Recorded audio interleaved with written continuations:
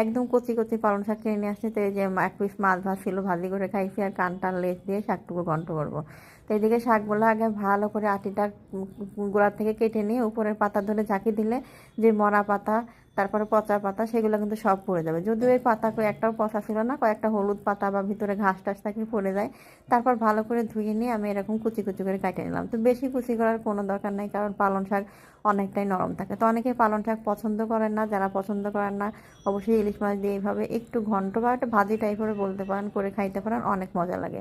তো আমি এখানে কড়াইটা বেশি চেতে গেছে, পেঁয়াজ দেওয়ার সাথে সাথে লাল হয়ে গেছে। তো পেঁয়াজের মধ্যে দিয়ে দিলাম হচ্ছে এই যে ইলিশ মাছগুলো দিয়ে একটু নেড়ে ছেড়ে নিলাম। একটু গুঁড়া মশলা দিয়ে দিছি, হলুদের গুঁড়া, একটু জিরার গুঁড়া।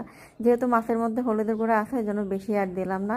যেহেতু শাকের মধ্যে কিন্তু হলুদের অত বেশি দেওয়ার দরকার নেই, খুবই চিমটি পরিমাণ দিতে হয়।